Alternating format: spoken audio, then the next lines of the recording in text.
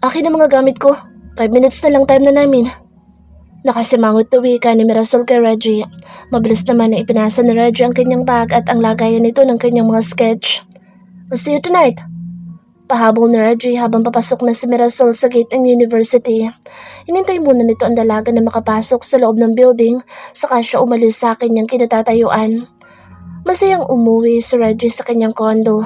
Pasipol-sipol pa siya habang nagbibihis ng kanyang pang-opisina. Nang matapos na siyang magbihis ay agad na siya lumabas ng kondo at bumaba sa parking lot. Pagdating niya sa company ay mabilis na pumasok si Reggie sa building na pagmamay-ari ng kanyang pamilya. Lahat din ng mga nakakasalubong niya ay bumabati sa kanya. Ang ibang staff ay kinikilig pa sa tuwing makikita siya ngunit hindi na lang niya ito pinansin. Sumakay siya sa private elevator na tanging pamilya lang niya ang gumagamit. Hiwalay ito sa elevator para sa mga employee nila. Pagdating sa top floor ng building ay mabilis din siyang lumabas ng elevator. Malalaki ang kanyang hakbang na nagtungo sa kanyang opisina. Sinalubong naman siya ng kanyang secretary at binati siya nito. Good morning, sir. Remind ko lang po meeting niyo with Mr. Gonzalez ng 11:30 a.m. at 3 p.m. naman po kay Mr. Santiago. May dinner din kayo ng parents mo at 7:30 p.m. Wika ng secretary niya habang nakasunod sa kanya. Hinabad na Reggie ang kanyang jacket at isinampay ito sa likod ng kanyang swivel chair bago siya umupo at magsimulang magtrabaho. Okay. Tinatamad na sagot niya sa kanyang secretary. May kailangan pa ba kayo, sir? Tanong sa kanya ng babae. Can you make me a coffee, please? Wika niya pero nasa screen ang kanyang cellphone ng kanyang paningin. Muli niyang tinignan ang number na ginamit ni Mirasol kanina upang tawagan siya. Mabilis niya itong isinave sa kanyang contacts at nilagyan pa ng pangalan na My Angel. Palabas na si Mirasol sa cafe. Nang dumating si Reggie, nagulat pa si Mirasol nang bigla itong sumulpot sa kanyang harapan. Ano ginagawa mo dito? Tanong niya sa binata. Hawak din niya ang kanyang dibdib dahil sa pagkagulat. Sinusundo ka. Let's go. Sagot ni Reggie habang kinukuha sa kamay ni Mira ang mga bitbit nito. Bakit kailangan mo ako sunduin? Hindi naman ako nagpapasundo sa'yo at lalong hindi kita kailangan na sumundo sa akin. Masungit na wika ni Mira at inilayo din niya ang kanyang kamay na may hawak na plastic upang hindi ito makuha ni Reggie sa kanya. Ngunit desidido si Reggie na kunin ang plastic na hawak niya. Kaya mabilis niyang hinawakan ang kamay ni Mirasol upang sapilitan na kunin ang hawak nito. Hindi na rin binitawan ni Reggie ang kamay ng dalaga. Mahigpit niya itong hinawakan sa kanyang pulsuhan at hinilang palabas. Ano ba? Nasasaktan ako? Reklamo ni Mirasol sa binata habang nakanguwi dahil sa higpit ng pagkakahawak sa kanya ng binata. Ang tigas kasi ng ulo mo. Kung sumunod ka na lang kasi sa gusto ko, hindi ka masasaktan. Mahina ang boses na sagot ni Reggie sa dalaga. Hindi nagustuhan ni Mirasol ang sinabi sa kanya ng binata. Hindi niya akalain na gusto siyang pasunurin ito sa lahat ng sasabihin niya. Kaya sa inis ni Mira ay sinipa niya ng ubod lakas ang likod ng tuhod ni Reggie. Dahilan upang mapaluhod ang binata sa sakit. Nabitawan din siya ng binata kaya sinamantala iyon ni Mirasol upang makalayo sa binata. Mira! Malakas na pagtawag sa kanya ni Reggie ngunit hindi na niya ito pinansin. Diretso lang siyang tumakbo at saka lumiko sa street na patungo sa kanyang tinutuluyan. Hingal na hingal si Mira nang makapasok sa kanilang kwarto. Dahil sa pagod ay naupo na lang siya sa sahig nang maisara nito ang pinto. Ano na naman nangyari sa iyo, friend? Huwag mo sabihin nakipaghabulan ka na naman kay Kulugo. Nalalaki ang matang tanong ni Helen sa kaibigan. Ano pa nga ba? Sagot niya sabay pahid ng kanyang pawis na umaagos sa kanyang noo. Bakit ka ba hinabol? Anong ginawa mo? Naguguluhan na tanong ni Helen sa kanyang kaibigan. Nakakainis siya eh. Gusto ba naman na sundin ko lahat ang sasabihin niya sa akin? Ano ako, robot? Na sumusunod lang sa kung anong nakaprogram? Ayun, iniwan ko namimilipit sa sakit ng tuhod sa harap ng cafe. Wika niya sa kamulin tumayo at inayos ang kanyang mga gamit. Napapailing na lang sa Helen dahil sa kanyang kaibigan. Hindi talaga ito magpapatalo kahit na kanino. Kahit sa isang Reggie Altamirano pa na tinitingala ng karamihan ay hindi niya inurungan. Paika-ika si Reggie na pumasok sa loob ng kanyang sasakyan. Hindi niya akalain na magagawa siyang sipain ng ganoon ni Mirasol. Hindi rin niya masisi ang dalaga kung bakit nagalit ito sa kanya. Ngayon niya naisip na hindi lahat ng babae ay madaling bumigay sa kanya dahil si Mira ay kabaliktaran ng mga babaeng dumaan sa kanyang buhay. Bagay naman na lalo niyang hinangaan sa dalaga. Kahit na masakit ang kanyang tuhod, itutuloy pa rin niya ang kanyang plano na paamuin ang dalagang kasintapang ng tigre. Napangiti pa si Reggie nang maalala niya na meron pala siyang number ni Mirasol. Kaya mabilis niyang kinuha ang kanyang cellphone at nagtipan ng message para sa dalaga. Matapos niyang ma-send, ay agad na niyang binuhay ang makina ng kanyang kotse. 2 araw na hindi nagpakita si Reggie kay Mirasol, ngunit araw-araw naman na pinapadalhan niya ito ng flowers and chocolates. Tag 1 bouquet na lang din ang ipinapadala ng binata at 1 kahon na mamahalin na chocolates.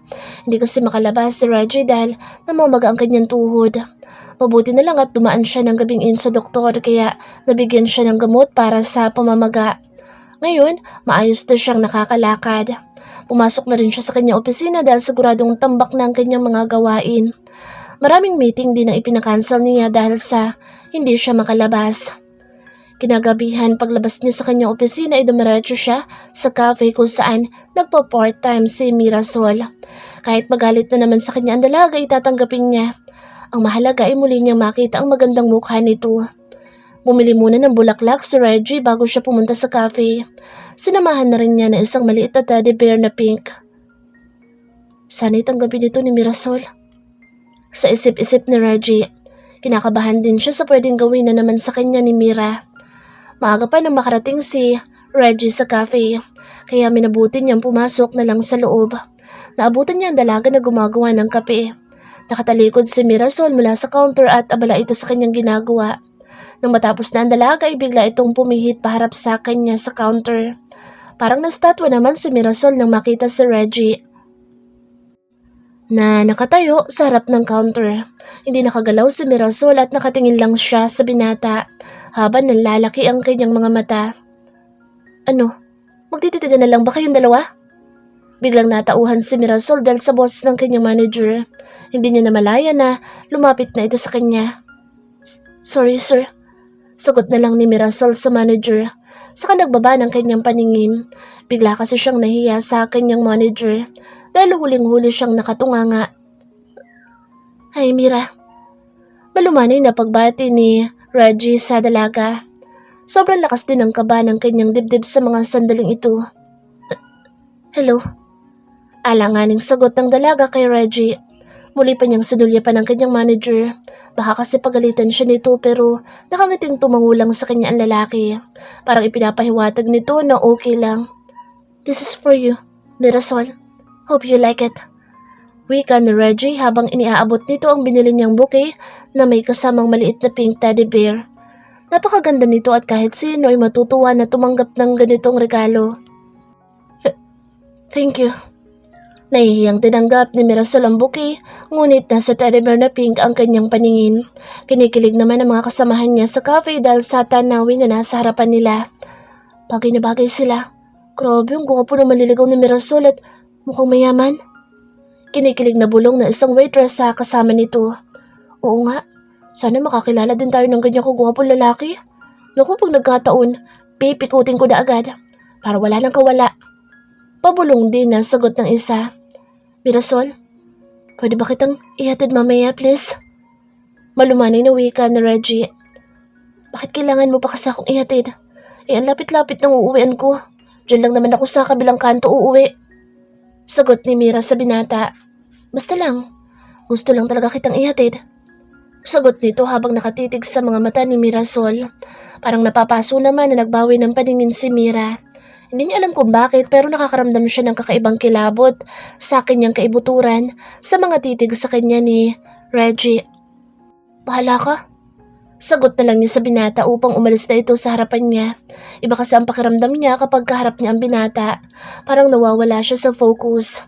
Nag-order na lang ng kape si Reggie upang may inumin siya habang iniintay si Mira na lumabas. Umupo lang siya sa malapit sa counter at nakaharapan siya kay Mirasol. Hindi na rin siya pinansin ng dalaga dahil busy na ito sa kanyang ginagawa. Hanggang sa sumapit ng oras na uuwi na si Mirasol. Agad na tumayo si Reggie upang tulungan si Mira na magbuhat sa kanyang mga gamit. Kinuha ni Reggie ang bag at carrier na laging daladala ni Mirasol. Hindi na rin tumutol pa si Mira. Hinayaan na lang niya ang binata. Sa totoo lang nahihiya siya sa binata dahil nasaktan niya ito noong nakaraan dahil sa sobrang inis niya dito. Nalaman niya kay Helen na namaga daw ang tuhod ng binata dahil sa kanyang pagsipa dito. Yun kasi ibinalita ni Henry kay Helen. Inilagay muna ni Reggie ang mga gamit ni Mirasol sa upuan sa bandang likod ng kotse. Saka agad na pinagbuksan ng pintuan dalaga. Inalalayan pa niya si Mirasol hanggang sa makaupo na ito ng maayos. Walang imikan ang dalawa sa loob ng kotse. Pareho silang nagkahiyaan na magsalita na dalawa. Mabilis naman silang nakarating sa tinutuluyan ni Mirasol. Bubuksan na sana ni Mira ang pinto ng kotse pero pinigilan siya ni Reggie. Wait, Mirasol. Can we talk? Wika ni Reggie habang pinipigilan ng kamay ni Mira na buksan ang pinto. Anong pag-uusapan natin? Nagtatakang tanong ni Mira sa binata. Gusto ko sana mag-sorry sa'yo. Sa lahat ng ginawa ko sa'yo noon sa Isla Paraiso at sa lahat ng mga nagawa kong ikinagalit mo sa akin lately. Sorry, Mirasol. Buong tapang na humingi si Reggie ng paumanhin sa lahat ng nagawa niya sa dalaga noon. Parang gusto din niyang matawa sa sarili niya dahil ngayon lang siya nagsabi ng sorry sa ibang tao sa buong buhay niya. Kay Mirasol lamang niya ito ginawa. Tumango lang ang dalaga. Hindi niya alam kung ano ang kanyang isasagot sa binata. Totoong nagalit siya ng husto kay Reggie noon pero nang malaman niyang hindi ito nakatayo ng 2 araw ay bigla siyang nahiya sa binata. Mira, pwede ba tayo magsimulang muli bilang magkaibigan? Tanong ni Reggie sa dalaga. Bigla namang nag-angat ng paningin si Mirasol. Diretso siyang nakipagtitigan kay Reggie at nakita niya ang pagsusumamo sa mga mata ng binata. Kaya hindi na rin siya nagdalawang isip na tanggapin ang pakikipagkaibigan sa kanya ni Reggie. Okay. Sagot niya na may ngiti sa kanyang labi habang tumatango. Talaga? Halos hindi makapaniwalang tanong sa kanya ni Reggie. Malawak din ang pagkakangiti ng binata. Yes. Friends. Muling sabi ni Mira, sabay lahad ng kanyang kamay sa harap ni Reggie. Agad namang tinanggap ni Reggie ang pakikipagkamay sa kanya ni Mira. Mahigpit pa niya itong hinawakan dahil sa saya na kanyang nararamdaman. Friends. Pag-ulit pa ni Reggie sa sinabi ni Mira, habang mahigpit na hinawakan ang kamay ng dalaga. Aray, grabe ka naman. Gusto mo atang durugin ang kamay ko. Nakasimangot na reklamo ni Mira sa binata. Agad din niyang hinila ang kanyang kamay na nasaktan saka inihipan. Sorry, hindi ko sinasadya. Masaya lang ako kaya napahigpit ang pagkakahawa ko sa kamay mo. Paghingi ng paumanhin ni Reggie sa dalaga. Muli din niyang kinuha ang kamay ng dalaga at siya na mismo ang umihip dito. Okay na ako. Sige na, kailangan ko nang pumasok. Baka pagsarahan na ako ng may-ari ng paupahan. Wika ni Mirasol saka tinanggal na ang kanyang seatbelt. Wait! Sabi ni Reggie saka nagmadaling bumaba ng kanyang kotse, saka umikot sa gawin ni Mirasol at pinagbuksan nito ang dalaga. Thank you. Pasasalamat ni Mirasol nang makuha na niya lahat ang kanyang mga gamit. Hintayin mo ako bukas, okay? Pupuntahan kita dito na maaga. Pahabol pa ni Reggie sa dalaga habang papasok na ito sa gate. Tumango na lang si Mira, saka tuluyan ang pumasok sa loob ng bahay. Nakangiti din siya habang umakyat sa hagdan, hanggang makapasok sa kanilang kwarto ni Helen. Himala, maganda ata ang gabi mo ngayon, friend. Ano ba meron? Nagtatakang tanong ni Helen sa kaibigan. Tumayo din ito mula sa kanyang upuan at lumapit kay Mirasol. Sinalat pa nito ang noo at leeg ng kaibigan upang alamin kung may lagnat ito. Wala ka namang lagnat. Ano bang nangyayari sa'yo? Puno ng pag-aalala na tanong ni Helen sa kaibigan. Nasanay na kasi siya na nakasimangot ang kanyang kaibigan nitong mga nakaraang araw. Kaya naman labis siyang nagtataka ngayon kung bakit ito nakangiting umuwi. Bakit? Bawal na bang umiti ngayon? Pasupladang tanong ni Mirasol sa kaibigan. Umiwas din siya kay Helen dahil hindi niya alam ang kanyang sasabihin sa kanyang kaibigan. Nagtataka lang kasi ako, Frenny. Kasi naman parang ibinenta mo ng lahat ng saya sa mukha mo nitong mga nakaraang araw. Dahil laging madilim ang tabas na mukha mo kapag umuwi ka. Pero ngayon tingnan mo naman para kang nanalo sa loto. Wait a minute, kanino galing ang mga bulaklak at teddy bear na iyan? Uy, mukhang in love ka na, Frenny. Masayang wika ni Helen sabay akbay sa kaibigan. Hindi niya talaga ito titigilan hanggang hindi ito umaamin sa kanya. Ikaw talaga? Kung ano-ano na lang napapansin mo. Diyan ka na nga. Maliligo lang ako. Pairap na sagot ni Mirasol sa kanyang kaibigan ngunit nakangiti pa rin ito at baka sa mukha nito ang saya na kanyang nararamdaman. Masayang umuwi si Reggie sa kanyang kondo. Para siyang nanalo sa loto dahil nagkaayos na sila ni Mirasol. Aaminin niyang nahirapan din siyang paamuhin ng dalaga. Hanggang sa umabot pa na nasaktan na siya ng gusto ng dalaga pero sulit naman ang lahat ng hirap niya. Dahil ngayon ay tinanggap na ni Mira ang kanyang pakikipagkaibigan sa dalaga. Bago matulog si Reggie ay nagsend na naman siya ng message kay Mirasol. Nakailang mensahe din siya ngunit walang sagot ang dalaga. Kaya nag-good night na lang siya. Baka kasi tulog na si Mirasol. Ngunit biglang nawala ang kanyang antok dahil biglang nag-reply si Mira. Good night. Halos lumuha ang mga mata ni Reggie nang mabasa ang reply na iyon ni Mirasol. Muli siyang bumangon at naglakad-lakad. Parang bigla siyang nasabik na makita ulit ang dalaga. Hindi niya may paliwanag ang kanyang nararamdaman ngunit iisa lang ang alam niya. Mahal na niya ang dalaga dahil ngayon lang siya nagulo ng isang babae sa buong buhay niya. Kinabukasan, maagang nagising si Mirasol upang maghanda sa kanyang pagpasok. Matapos maligo ay isunuot niya ang damit na bigay sa kanya ni Helen. Marami kasing ibinigay ang kanyang kaibigan sa kanya pero hindi pa niya naisusuot ang mga ito dahil nahihiya siyang magsuot ng mamahalin. Pero nauubusan na siya ng mga maisusuot dahil hindi na siya nakapaglaba dahil sa daming gawain niya. Kaya ngayon ay isunuot na niya isang dress na bigay sa kanya ng kaibigan. Paglabas niya ng banyo ay saktong babangon naman sa Helen. Umihikab pa ito at nag-inat nang matigilan siya dahil sa nakitang ayos ng kanyang kaibigan. Ngunit bigla siyang napatayo nang makita niya si Mirasol na suot ang bigay niyang dress. Wow, ang ganda mo, Franny. Halos hindi kita nakilala. Bagay na bagay sa'yo ang damit mo. Papuri ni Helen sa kanyang kaibigan. Salamat, friend. Naubusan na kasi ako na maisusuot kaya kahit nahihiya ako magsuot ng mamahalin, ay isunuot ko na lang. Hindi mo masugan tingnan? Nahihiyang tanong ni Mirasol sa kaibigan. Ano ka ba? Ang ganda-ganda mo kaya?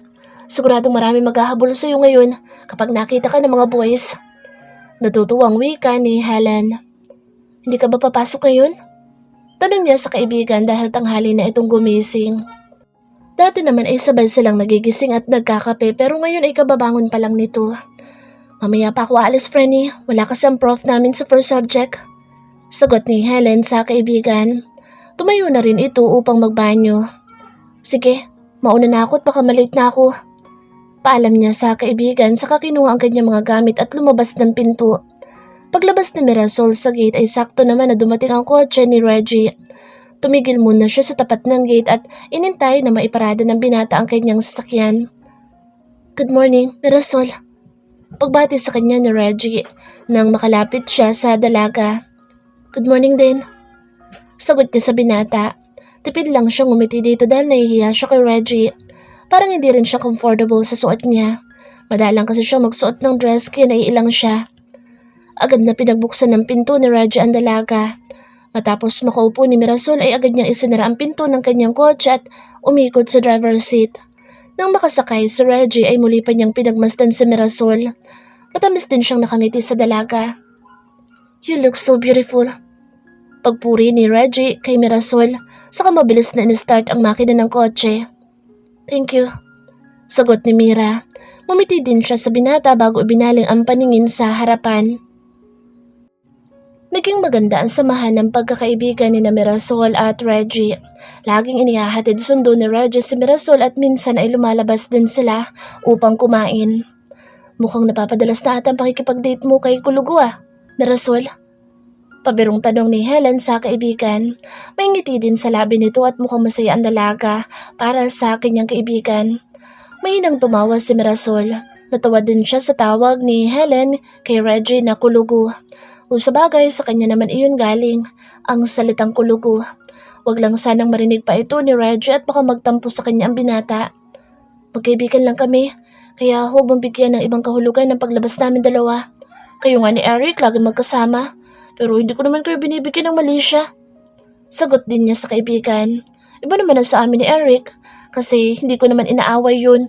Ikaw, kulang na lang nasakalin mo noon yung tao. Patuloy na pangiinis ni Helen sa kaibigan. Ganito ang bonding nilang magkaibigan. Lagi nag-aasaran pero wala namang napipikon sa kanila dahil kilala na nila ang ugali ng bawat isa. Maagang bumangon si Mirasol dahil maglalabas siya ng kanyang mga damit. Tuwing Sabado na lang kasi siya nakakapaglaban ng kanyang damit dahil wala na siyang oras sa weekdays. Mabilis naman siyang natapos dahil hindi naman marumi ang kanyang mga damit. Saktong natapos siyang magsampay nang tawagin siya ng kanyang landlady. Mira, may bisita ka. Halika na muna dito para magkausap kayo. Narinig niyang pagtawag sa kanya ni Aling Carmen. Nandiyan na po Aling Carmen. Magalang na sagot niya sa matanda. Mirasol anak, kumusta ka na dito? Salubong sa kanya ng kanyang tita Joy. Ngayon lang ulit nakadalaw ito sa kanya dahil sa hindi ito makaalis sa bahay ng kanyang amo. Tita, I miss you tita. Masayang niyakap ni Mira ang kanyang tita saka hinalikan pa niya ito. Nambis na niya ang kanyang tita. Ilang buwan na rin nang huli silang nagkita na dalawa. Nambis na rin kita anak, pasensya ka na ha? Masyado lang ako maraming gawain sa mansyon kaya hindi na kita nadadalaw dito. Wika sa kanya ng kanyang tita habang hinahaplos ang kanyang muka. Ayos lang po tita, naiintindihan ko naman po iyon.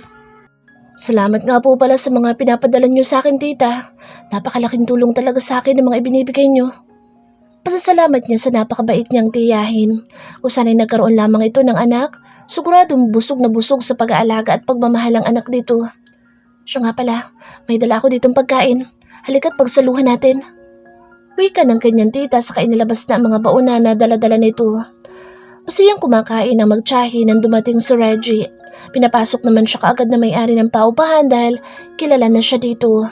Lagi din kasi niyang nareregaluhan ng may-ari kaya pwede na siyang maglabas-pasok sa loob ng boarding house. Tumuloy ka na sa kusina, iho. Nandoon si Mirasol at ang tita niya. Sabi sa kanya ng may-ari. Salamat Aling Carmen. Wika niya saka mabilis na pumasok sa loob. Agad din siyang nagtungo sa kusina upang puntahan si Mirasol. Gusto rin niyang makilala ang sinasabing tiyahin ng dalaga. Paglapit niya sa pinto ng kusina ay nagulat si Reggie sa kanyang nabungaran. Yaya, anong ginagawa mo dito? Nagtatakang tanong ni Reggie sa babaeng nagpalaki sa kanya. Gulat na gulat naman si Joy dahil sa biglang pagsulpot ng kanyang alaga. Oh Reggie, bakit ka nandito? Anong ginagawa mo sa lugar na ito? Puno ng pagtataka na tanong ni Joy sa binata. Hindi niya akalain na papasok sa ganitong lugar si Reggie. Ang inalagaan niyang parang prinsipe kung ituring ng kanyang mga magulang. Kaya lahat ng luho at kalukuhan ay kinukonsinti ng mga magulang nito. Hindi naman nakapagsalita si Mirasol dahil sa pagkagulat.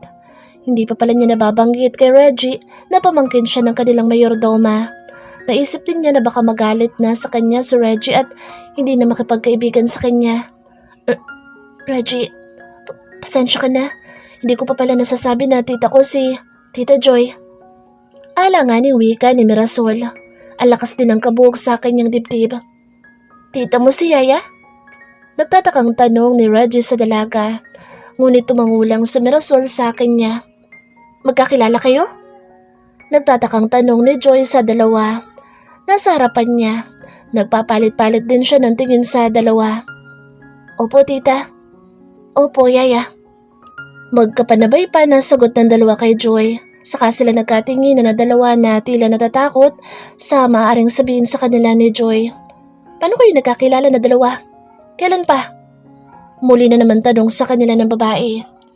Sa Isla Paraiso po kami una nagkita ni Mirasol, Yaya. Pagtatapat ni Reggie sa babaeng itunuring niyang tunay na ina. Parang bigla namang sumakit ang ulo ni Joy dahil sa mga nalaman niya. Hindi naman siya magagalit kung maging magkaibigan sina Mirasol at Reggie. Ang inaalala niya ay ang mga magulang ni Reggie na napakamata pobre. Reggie, hindi naman sa ayaw kong maging magkaibigan kayo ni Mirasol. Ang sakin lang paano ko malaman ito ng magulang mo? Siguradong malaking gulo ang mangyayari kapag nalaman nilang nakikipagkaibigan ka sa katulad lang ni Mirasol. Baka ipahiya lang nila ang pamangkin ko. May kaba sa dibdib na wika ni Joy. Hindi na po ako bata, Yaya. Kaya hindi na nila maaaring panghimasukan pa ang buhay ko. Hindi na rin ako nakatira sa mansyon kaya malaya ako makipagkaibigan sa kahit na sinong tao na gusto ko makasama. Pangangatwiran naman ni Reggie. Bigla ding nag-igting ang kanyang pangadal sa inis sa kanyang mga magulang. Sinasabi ko lang ang mga pwede mangyari, Reggie. Kilala ko ang mommy mo. Hindi yun papayag na ang kaisa-isa niyang anak ay nakikipagkaibigan sa katulad naming mahihirap lang. Parang maiiyak na wika ni Joy. Nagpapakatotoo lamang siya sa kanyang sarili dahil ipinanganak siyang mahirap at mamamatay rin siya na mahirap. Yaya, don't say that. Dahil para sa akin, pantay-pantay lang tayo. Walang mahirap at walang mayaman. Kaya huwag mong iisipin ng ganoon, okay? Pag-aalo ni Reggie sa kanyang napakabait na yaya, ang babaeng nag-aruga at nagmahal sa kanya ng tunay. Ayoko lang na masaktan ng pamangkin ko. Mahal na mahal ko si Mirasol. Sa akin na rin ibinili ng aking kapatid si Mirasol kaya gusto ko siyang protektahan. Naintindihan mo ba ako, Reggie? Wika na Joy. Nakayuko lang si Mirasol habang nakikinig sa usapan ng kanyang tita at ni Reggie. Hindi niya alam kung ano ang gagawin niya. Totoo naman ang mga sinabi ng kanyang tita Joy. Hindi sila magka-level ni Reggie. Kumbaga lupa siya at langit naman si Reggie. Hindi siya masasaktan, yaya. I promise you that. Pangako ni Reggie sa kanyang yaya sa kanya ito niyakap. Yaya, don't cry na. Akong bahala kay Mirasol, okay? Sabi pa niya sa kahinalikan ng pisngi ng kanyang yaya. Diyan ka magaling na bata ka. Pati ako'y binubola mo. Pabirong wika ni Joy sa kanyang alaga habang nakangiti. Hindi kita binobola, ya. Totoo ang sinasabi ko. Mamaya, maniwala pa sa'yo si Mirasol. Muling wika ni Reggie sa kakinindatan si Mira. Palihim naman ang umiti si Mira dahil sa ginawa ni Reggie. Wow, kare-kare. Bulalas ni Reggie habang nakatingin sa baunan na nasa ibabaw ng lamesa. Nagluto ko kanina para kay Mirasol. Halika na't kumain ka na rin. Alam kong paborito mo rin ito.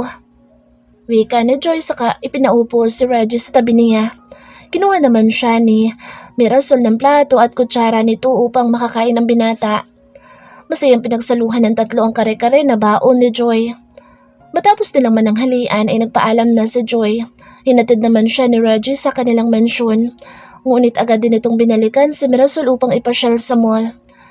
Masayang namamasyal si Reggie at Mirasol sa mall. Nanood din sila ng movie na dalawa. Matapos nilang manood ng movie, ay niyaya naman siya ni Reggie sa isang mamahalin na restaurant. Anong gusto mong kainin? Tanong sa kanya ni Reggie habang tinitingnan nito ang menu. Bahala ka na, wala naman akong alam na orderin dito. Pabulong na sagot ni Mirasol sa binata. Napangiti lang sa kanya si Reggie. Saka agad na tinawag ang waiter. Hindi naman sila nag-intay ng matagal na dalawa at dumating na ang kanilang order.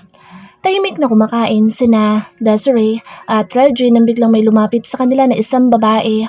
Napaka-sexy din nito sa suot niyang fitted dress. Nakaayos din ang buhok nito at pati ang mukha ay punong-puno ng kolorete. Reggie, honey, sabi mo busy ka. Pero sa iba ka pala busy. Ganyang klase na ba ng babae ang type mo ngayon? Napaka-cheap. Maarting wika ng babae sa kanito inirapan si Desiree. Charmaine, please. Leave us alone. Inis na wika na Reggie sa babae. How dare you talk to me like that? Makakarating ito kay tita. Malakas na bulyaw ng babae kay Reggie. Walang imik na tinignan ni Mirasol ang babae. Kung kanino'y nagagandahan siya sa babae, ngayon ay binabawi na niya dahil bigla na itong pumangit sa paningin niya.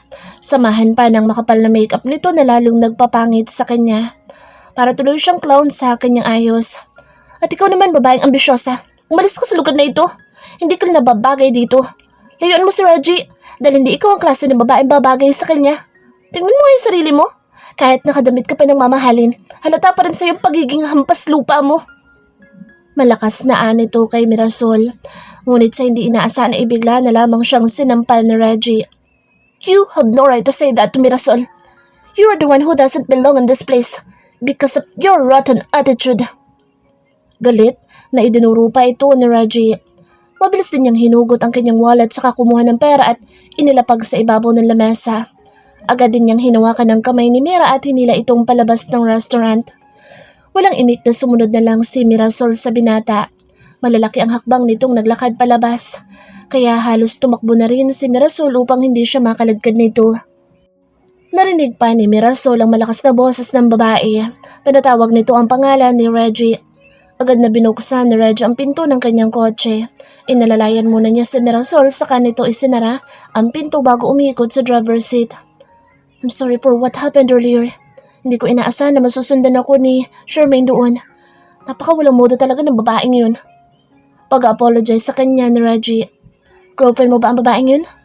Tanong ni Mira sa binata pero umaasa ang kanyang isipan na hindi dahil masasaktan siya kapag narinig niya na totoo ang iniisip niya. Ewan ba niya?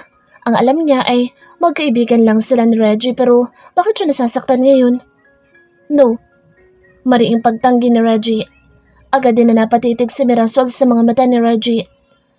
Anak siya ng business partner ni na daddy. Gusto niya akong pikutin dati pa pero hindi siya nagtagumpay dahil hindi siya ang tipo kong babae. Sagot sa kanya ni Reggie, sabay start ng makina. Tahimik na nag-drive si Reggie paalis ng mall. Nang makarating sila sa EDSA ay naipit naman sila sa matinding traffic. Sabado kasi at napakaraming tao at sasakyan ang lumabas upang mamasyal. Kaya heto sila't matatagalan pa ata na makauwi. Mirasol, biglang pagtawag ni Reggie sa pangalan ng dalaga. Nagtatakang bumaling si Mira sa binata. Nagulat ang dalaga dahil bigla na lang hinawakan ni Reggie ang kanyang kamay at mahigpit na pinagsalikop ang kanilang mga daliri sa kamay. Hinalikan din ni Reggie ang likod ng kanyang kamay na siyang ikinatindig ng kanyang mga pinong balahibo sa kanyang buong katawan. Napakalakas din ang kaba sa kanyang dibdib. Para siyang mabibingi dahil sa lakas nito. Humarap din si Reggie sa kanya at agad nitong hinaplos ang kanyang muka. Damang-dama ni Mira ang init ng palad ng binata na humahaplos sa kanyang muka. Hanggang sa unti-unti nang inilapit ni Reggie ang mukha niya sa mukha ng dalaga. Nakatitig lang si Mira sa mukha ni Reggie. Parang nawala na rin siya ng lakas dahil sa lakas ng kabang lumulukob sa kanyang dibdib. Parang bigla ding uminit ang pakiramdam niya at nagsimula na siyang pagpawisan. Kitang-kita ni Mirasol ang namumuhay na mga mata ni Reggie habang nakatitig sa kanyang muka. Hanggang sa maramdaman niya ang mainit na hininga ng binata sa kanyang labi. Hanggang sa bigla na lang sakupin ito ng binata ang kanyang labi na nakaawang. Hindi alam ni Mira ang kanyang nararamdaman habang hinahalikan siya ni Reggie. Hindi niya pa nasusubukang mahalikan kaya wala siyang alam sa mga ganitong bagay.